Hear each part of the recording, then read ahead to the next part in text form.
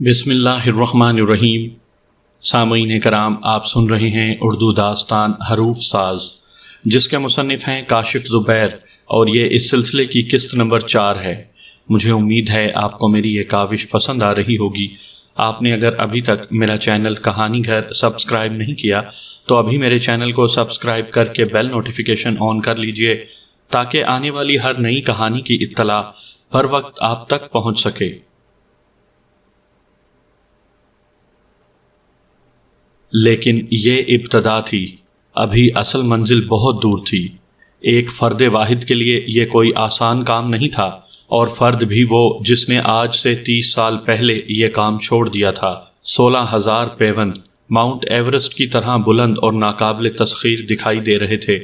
फिर मिर्ज़ा जमील उम्र के उस हिस्से में थे जब नया काम तो एक तरफ रहा, पुराने काम में भी गैर मामूली मुशक्क़त अच्छी नहीं लगती है। उन्होंने लगातार 10 साल तक 16-17 घंटे भी काम किया था, लेकिन एक तो वो नौजवानी का दौर था, दूसरे ये कि काम वो अच्छी तरह जानते थे, तीसरे उनके साथ बेशुमार दूसरे लोग भी थे। 60 साल की उम्र में एक ऐसा काम जो पहले नहीं किया हो, फिर काम भी ऐसा कि उस फ़न के उस्तादों ने कानों को हाथ लगा लिए थे। सामीन खुद अंदाज़ा कर सकते हैं कि किस कदर मुश्किल था, मगर सबसे बड़ी दुश्वारी ये थी कि काम उन्हें तन्हा और मुकर्ररा मुद्दत में करना था। मिर्ज़ा जमील की कुव्वत इरादी बेपनाह थी। जब वो किसी काम की नीयत कर लेते तो उसे करके ही दम लेते थे। उन्होंने अपनी ज़िंदगी में मुतअद्दिद ऐसे काम किए थे जो दूसरों के लिए रिस्क थे, लेकिन वो चैलेंज कबूल करके कभी पीछे नहीं हटते थे। उन्हें यूं लगा कि उनके 40 साल का काम एक तरफ था और ये 6 महीने का काम एक तरफ। खुदा ने उन्हें इस मुकाम तक पहुंचाया ही इसी मकसद के लिए था। ये बात उनके लिए हौसले का बाइस थी कि जब खुदा ने उन्हें यहाँ तक पहुंचाया था तो आगे भी वही रास्ता निकालेगा। ये सोचकर मिर्ज़ा जमील ने अपना काम छोड़ा, घर बार वालों से राब्ता ख़त्म किया और अपने कमरे में सिर्फ पेवंदों की तैयारी में लग गए। वो सुबह से शाम तक काम करते और कुछ देर आराम करके दोबारा काम में जुट जाते थे। कितनी बार तो ऐसा हुआ कि वो मुसलसल 24 घंटे काम में लगे रहे थे। कितनी बार खाना भूल गए। मुलाजिम दबे कदमों आकर चाय रख जाता, जो रखे रखे ही ठंडी हो जाती थी, मगर उन्हें कागज़ कलम से फुर्सत नहीं मिलती थी। खुशनवीसी आसान काम नहीं है। इंसान का जिस्म घंटों एक ही पोजीशन में रखे रखे अकड़ जाता है। बहुत सारे कातिब कमर झुक जाने से कुबड़े नजर आते हैं। बाज एक शाना झुकाकर काम करते हैं तो उनका ये शाना मुस्तकिल ही झुक गया होता है। बोरियत की इंतहा हो जाती है, और फिर इस काम में कोई कशिश भी नहीं है। हाथ का इतना ख्याल रखना पड़ता है कि बाल बराबर से ज़्यादा फ़र्क ना आए।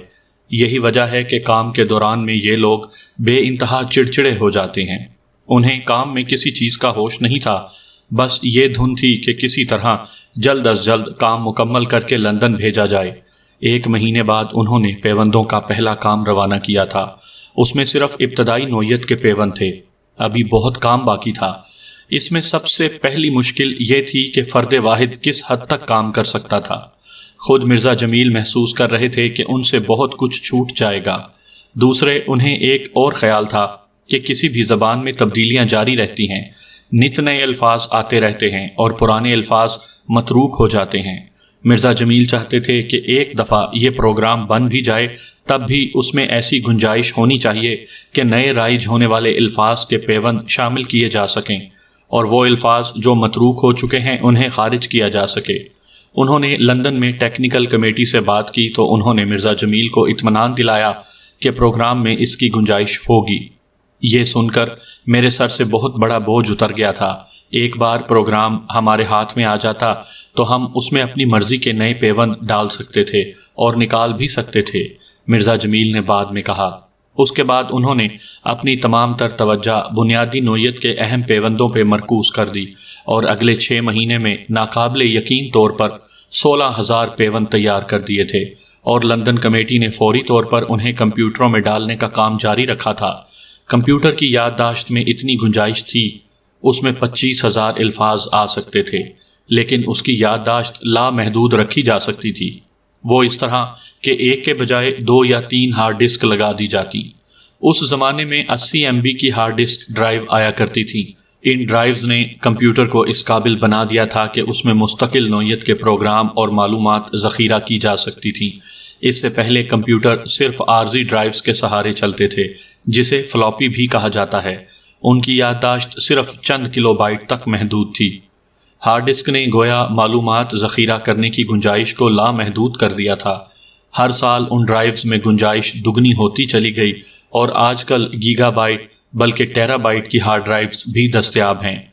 40 جی بی کی ہارڈ ڈرائیو ایک ہتھیلی پر آ جاتی ہے، لیکن اس کی گنجائش اتنی ہوتی ہے کہ اس میں پورا ایک کتب خانہ آ سکتا ہے۔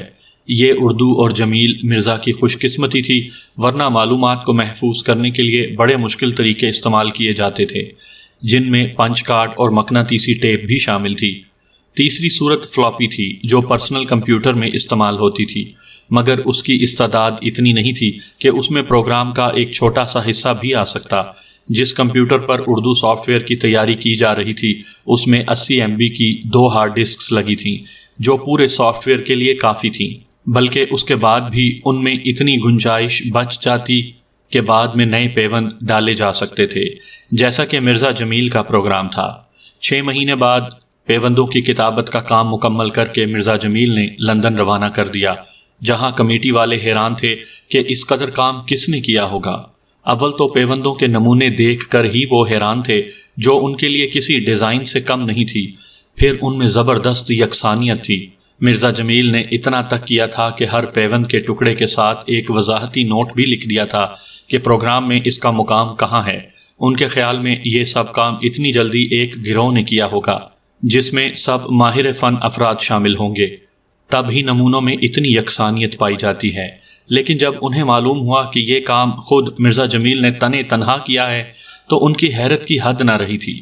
ایک آدمی اتنا کام کرے، یہ بات ان کی سمجھ میں نہیں آ رہی تھی، اور کام بھی اتنے اعلیٰ معیار کا کہ وہ اردو زبان سے نابلد ہونے کے باوجود اس کی خوبصورتی کے قائل ہو گئے تھے۔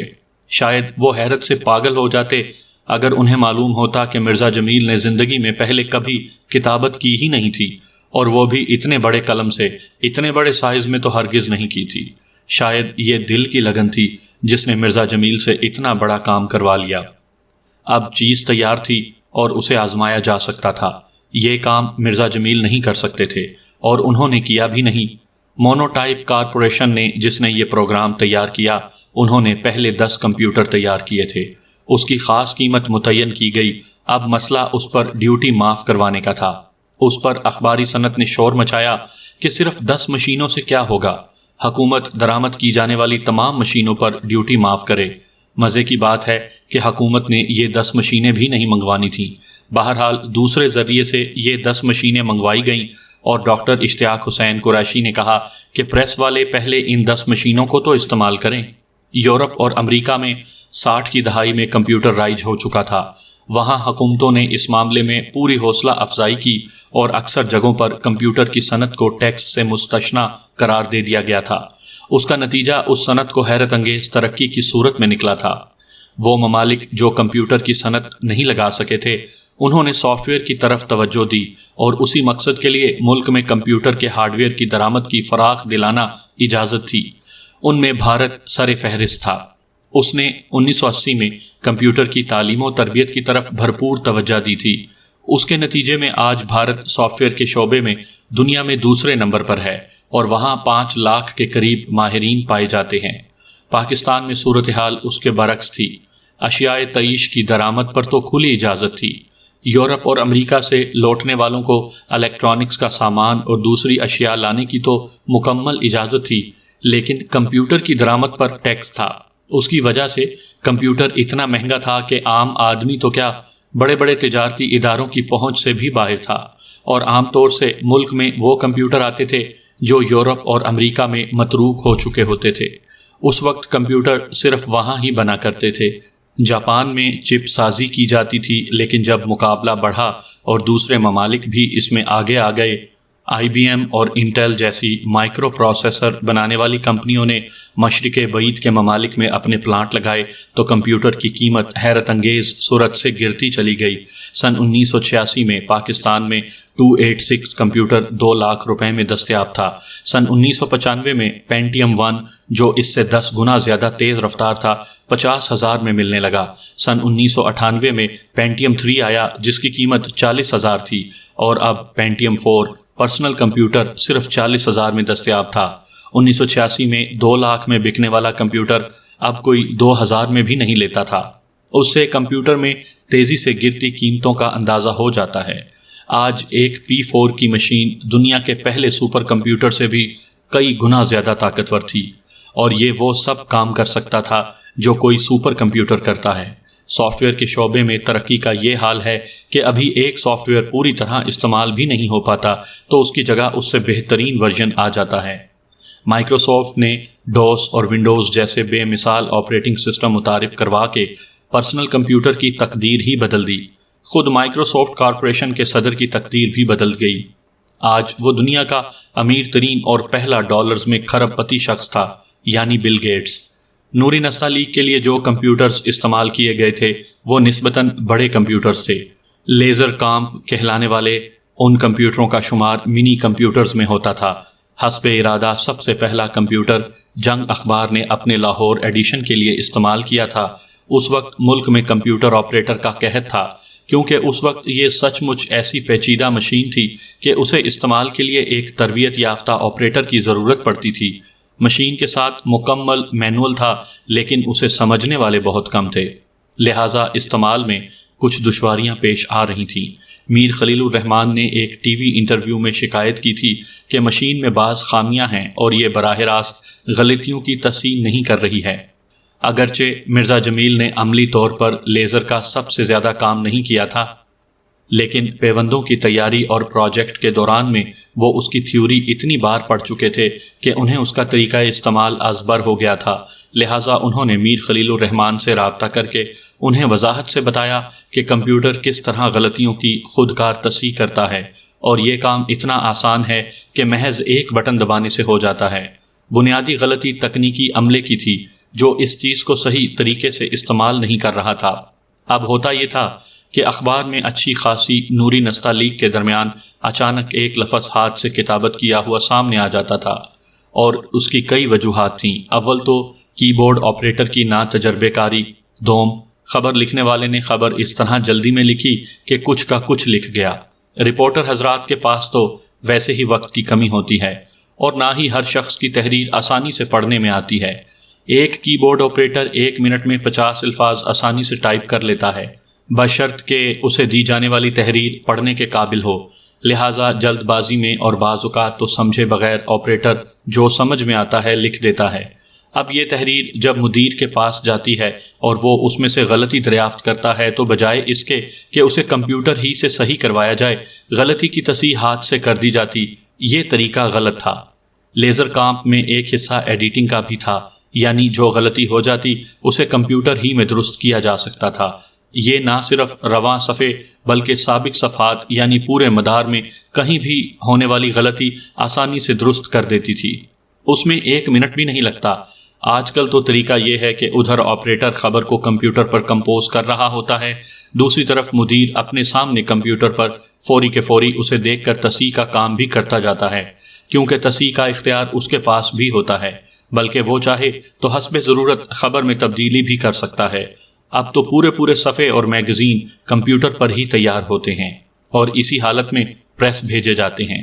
جدید ترین پریس میں جو مکمل طور پر کمپیوٹرائزڈ ہوتے ہیں، اب کاغذ کی ڈمی بنانے کی ضرورت بھی نہیں پڑتی، بلکہ تمام مواد یعنی پورا اخبار یا رسالہ کمپیوٹر سے اٹھا کر پریس کے کمپیوٹر میں ڈال دیا جاتا ہے اور وہاں سے چھپ کر آ جاتا ہے۔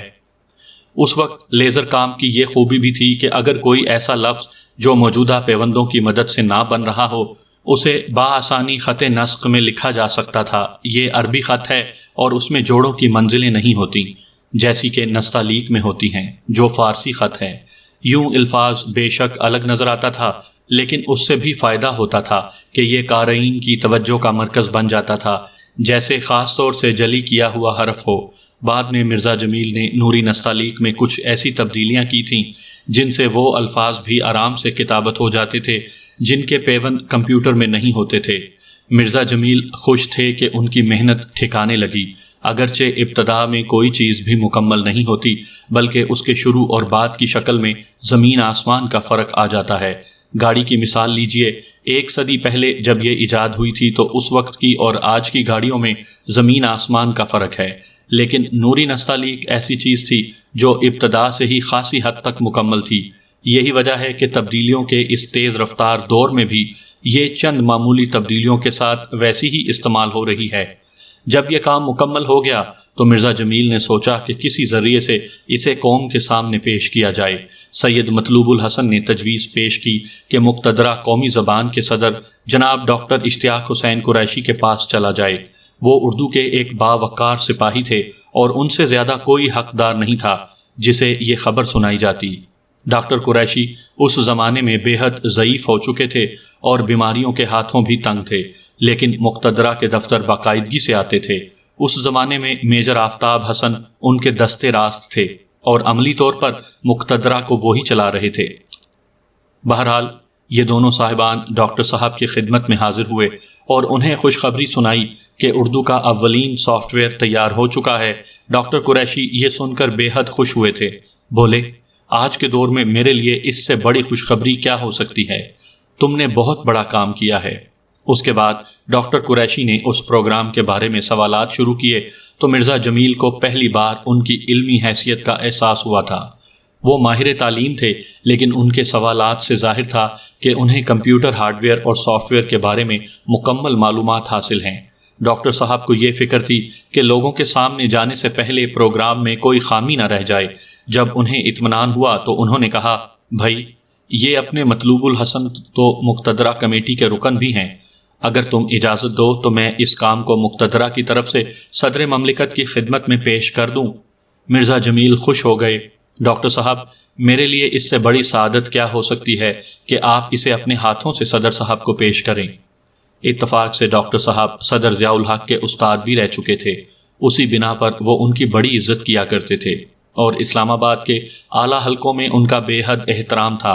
لہٰذا اپنی علالت کے باوجود ڈاکٹر قریشی خود اسلام آباد گئے اور صدر سے ملاقات کر کے انہیں اس کام کے بارے میں آگاہ کیا۔ اس پر ضیاء الحق مرحوم نے کہا تھا، ان دونوں حضرات یعنی مرزا جمیل اور سید مطلوب الحسن نے اپنا نام تاریخ میں محفوظ کر لیا ہے اور اردو کے لیے اس سے بڑا کارنامہ کوئی ہو ہی نہیں سکتا۔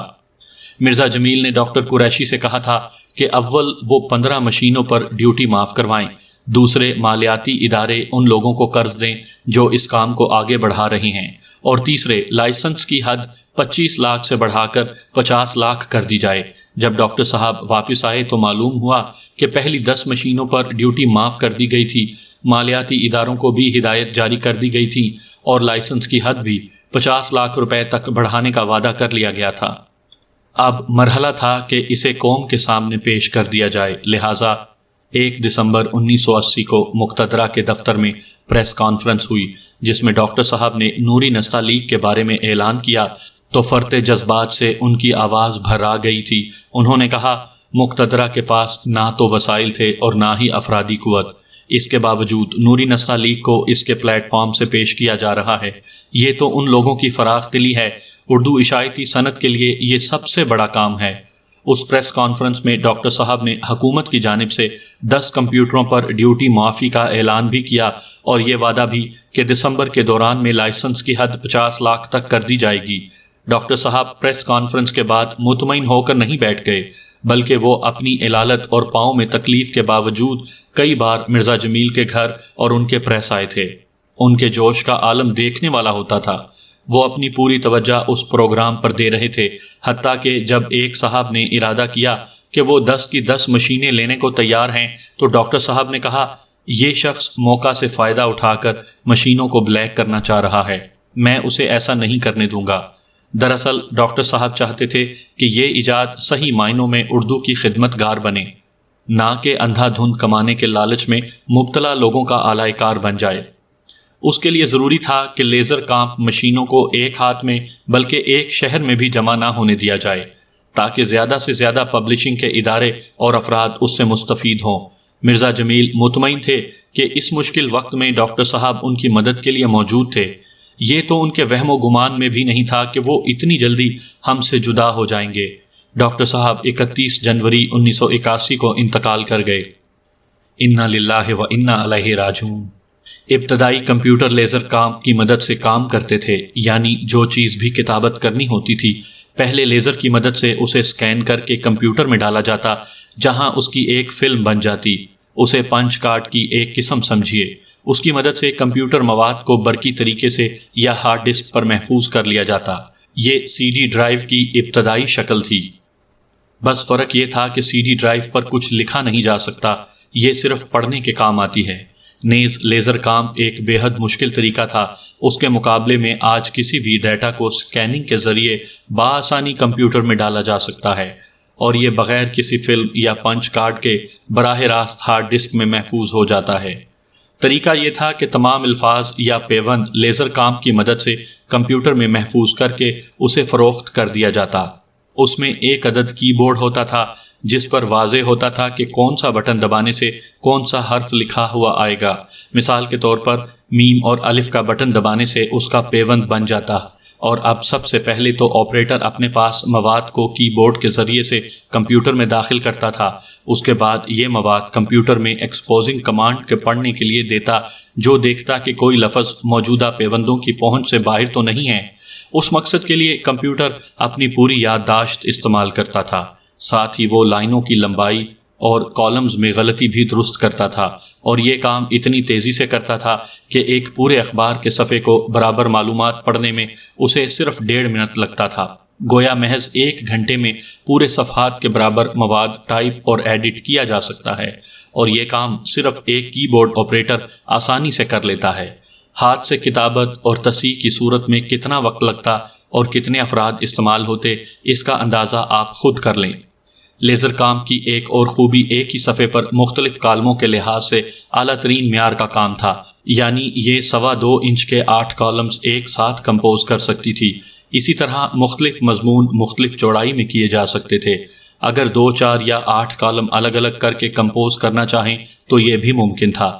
اسی طرح تصویروں کے لیے خالی جگہ بھی چھوڑی جا سکتی تھی، بلکہ پیج ایک بار تیار ہونے کے بعد خیال آتا کہ انہیں یہ تصویر کے لیے مناسب جگہ نہیں تھی، بلکہ تصویر اس خبر کی جگہ ہونی چاہیے تھی، تو یہ کام بھی نہایت آسانی سے ممکن تھا، اور اس کے لیے پھر سے پروف ریڈنگ بھی نہیں کرنی پڑتی تھی۔ اسی طرح کسی کتاب کی تیاری کے لیے کتابت کے بعد معلوم ہوا کہ 100 میں سے صرف 90% صفحے استعمال ہوئے ہیں، یا 100 کے بجائے 110 صفحے آ رہے ہیں، تو کمپیوٹر کی مدد سے لائنوں کے درمیان جگہ کم کر کے یا بڑھا کر اس کمی بیشی کو بآسانی پورا کیا جا سکتا تھا۔ اردو میں عام طور پر ایک پریشانی دیکھنے میں آتی ہے کہ اس میں ایک لفظ ایک ہی لائن میں آتا ہے اور اس کا کوئی جز دوسری لائن میں نہیں آ سکتا، کیونکہ اردو میں ہائفن موجود نہیں ہے۔ جیسے انگریزی میں ایک لفظ اگر سطر ختم ہو جانے سے نامکمل رہ جاتا ہے تو اس کا ایک ہلکا سا ڈیش لگا کر بقیہ لفظ دوسرے سطر کے آغاز میں دے دیا جاتا ہے، لیکن اردو میں ایسا ممکن نہیں تھا۔ نتیجے میں سطریں یکساں نہیں رہتی تھیں، لیکن نوری نستعلیق میں یہ مسئلہ بھی ختم ہو گیا۔ وہ اس طرح کہ اگر لفظ بڑا ہے تو لفظوں کے درمیان فاصلہ معمولی سا بڑھا کر سطر پوری کر دی جاتی، اور اگر لفظ چھوٹا ہوتا تو لفظوں کے درمیان فاصلہ کم کر کے اس کی گنجائش بھی نکال لی جاتی تھی۔ مثال کے طور پر لفظ ہے مراحل، اگر مرا سطر کے آخر میں آ جائے اور حل دوسری سطر کے شروع میں تو اس سے خاصی گڑبڑ ہو جاتی، خاص طور سے بچے اسے غلط پڑھتے۔ نوری نستعلیق نے یہ مشکل بھی آسان کر دی تھی۔ ایک اور مسئلہ الفاظ کے درمیان فاصلے کا ہوتا ہے، جس سے 2 لفظ آپس میں یوں مل جاتے ہیں کہ ایک ہی لگتے تھے۔ خاص طور سے اردو سیکھنے والوں کے لیے یہ مسئلہ بن جاتا تھا کہ وہ کن 2 الفاظ کو ملا کر پڑھیں اور کسے چھوڑ دیں۔ اس کا حل یہ تھا کہ ہر 2 الفاظ کے درمیان معمولی سا فاصلہ دے دیا جائے، جن کی مدد سے ہر لفظ دوسرے سے جدا معلوم ہو۔ یہ طریقہ اب بچوں کی کتابوں میں عام ہو گیا ہے، اور اس سے انہیں فائدہ بھی ہوا ہے۔ وہ ہیجے آسانی سے کر لیتے ہیں اور انہیں معلوم ہوتا ہے کہ کون سا لفظ الگ ہے اور کون سا ملا ہوا، چاہے وہ 3-4 پیوندوں پر مشتمل ہی کیوں نہ ہو۔ اس کی سب سے بڑی مثال خود اردو ہے۔ بچے اسے اردو ہی پڑھتے ہیں، نہ کہ حرف تہجی سمجھ کر پڑھیں۔ جب مرزا جمیل پیون کتابت کر رہے تھے تو ساتھ ہی انہوں نے یہ نوٹ بھی لکھ کر دیے تھے کہ اس پیون سے دوسروں کا فاصلہ کتنا ہوگا۔ اول تو یہ چیز انگریز سمجھتے ہی نہیں، اور دوسرے یہ کہ یہ بات کمپیوٹر کی سمجھ میں بھی نہیں آتی، کیونکہ نوری نستعلیق پر کام کرنے والا کمپیوٹر بھی بنیادی طور پر انگریزی کا کمپیوٹر تھا۔ اردو کے الفاظ اور پیون اس کے لیے محض ایک ڈیزائن یا نمونے کی حیثیت رکھتے تھے۔ یہ کمپیوٹر پہلے اردو سے انگریزی میں ترجمہ کرتا، مثلاً واؤ کا مطلب ڈبلیو ہے، اور پھر اس لفظ کو اپنی مشینی زبان سے، جسے ڈیجیٹائز کرنا بھی کہتے ہیں، تبدیل کرتا ہے۔ تب کہیں جا کر بات آگے بڑھتی ہے۔ مکمل طور پر اردو میں پروگرامنگ سے لیس کمپیوٹر تو اب بھی نہیں آیا ہے، البتہ سنا ہے کہ اسے بنانے کی کوشش کی جا رہی ہے۔ یہی وجہ ہے کہ اردو کا مواد انگریزی کی نسبت کہیں جگہ گھیرے گا۔ مثال کے طور پر ایک صفحہ انگریزی کا 1 کلو بائٹ جگہ گھیر رہا ہے تو اردو کا ایک صفحہ 10 کلو بائٹ جگہ گھیرے گا۔ یہ چھوٹے چھوٹے امور تھے، لیکن ان کے بغیر نہ تو اردو سافٹ ویئر صحیح طریقے سے بنتا اور نہ ہی صحیح طریقے سے کام کرتا۔ مرزا جمیل نے ایک ایک چیز کا خیال رکھا تھا۔ یہی وجہ تھی کہ اسی چیز نے لوگوں کی توقعات سے بڑھ کر کامیابی حاصل کی، اور وہ سب کر دکھایا جو دوسروں نے سوچا بھی نہیں تھا۔ ابتدائی زمانے میں نوری نستعلیق پر اعتراض کیا گیا کہ اس سے عبارت تو آ جاتی ہے، لیکن سرخیوں کا مسئلہ تو پھر بھی قائم رہتا ہے، کیونکہ سب سے بڑا سائز 24 تھا، جبکہ سرخیوں کے لیے 72 کا سائز درکار ہوتا ہے، جبکہ کمپیوٹر میں دستیاب نہیں تھا۔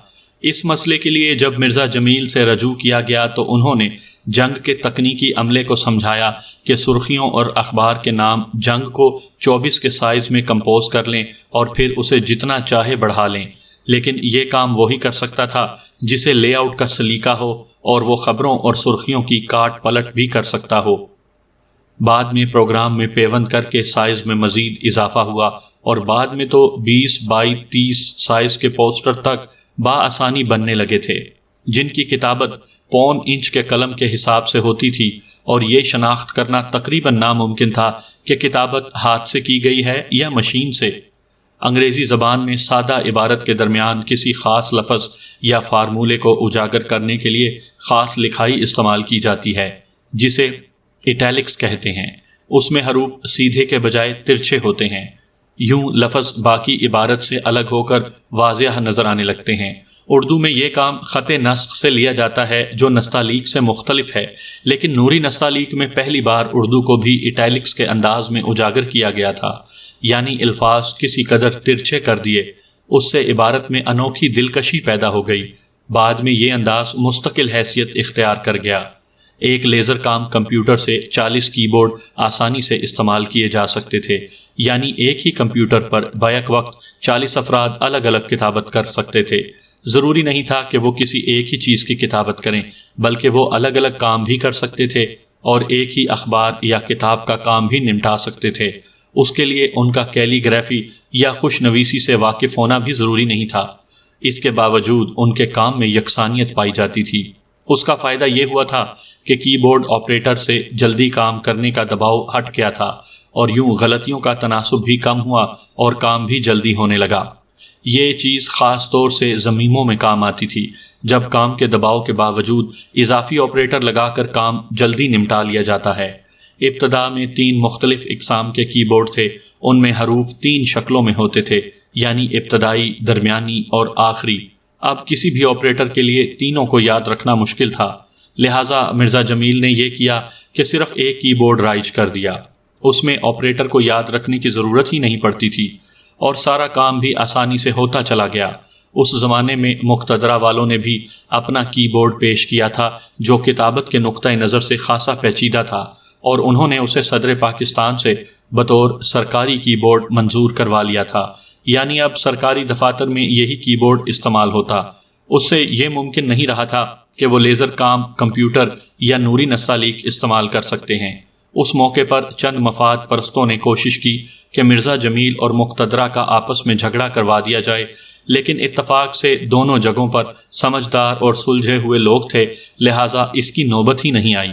مرزا جمیل نے یہ کہہ کر جان چھڑا لی کہ میں سیاست میں نہیں پڑنا چاہتا، میں تو بس اپنا کام کر رہا ہوں۔ کی بورڈ کا مسئلہ بالآخر ماہرین کی کمیٹی نے حل کر دیا اور اب پورے ملک میں ایک ہی معیاری کی بورڈ استعمال ہو رہا ہے۔ کی بورڈ سے مراد وہ چیز نہ لی جائے جس پر بیٹھ کر عبارت ٹائپ کی جاتی ہے، بلکہ اس سے مطلب ہے کہ ایک بٹن دبانے سے ہی یہ لفظ بنے گا۔ پہلے یہ ہوتا تھا کہ ایک کی بورڈ کے ایک بٹن سے کوئی لفظ بن رہا ہے تو دوسرے کی بورڈ کے اس بٹن سے کوئی دوسرا لفظ بن رہا ہے۔ اب ہوتا یہ تھا کہ ایک ہی کی بورڈ پر کام کرنے والے فرد کو دوسرے کی بورڈ پر خاصی مشکلات پیش آتی تھیں۔ اس کا حل ایک ہی کی بورڈ میں پوشیدہ تھا۔ مرزا جمیل نے شروع سے واضح کر دیا تھا کہ ٹائپ رائٹر کے کی بورڈ اور کمپیوٹر کے کی بورڈ میں خاصا فرق ہوگا، کیونکہ ٹائپ رائٹر کا کی بورڈ پہلے ہی منظور ہو چکا تھا۔ یہ مقتدرہ کا تیار کیا ہوا کی بورڈ تھا، جبکہ کمپیوٹر کی ضروریات اس سے قطعی مختلف تھیں۔ کمپیوٹر کی بورڈ نہ صرف کتابت کرتا تھا بلکہ یہ تصحیح، پیوند اور اضافے کے ساتھ متعدد دوسرے کام بھی کرتا تھا جو ٹائپ رائٹر پر ناممکن تھے۔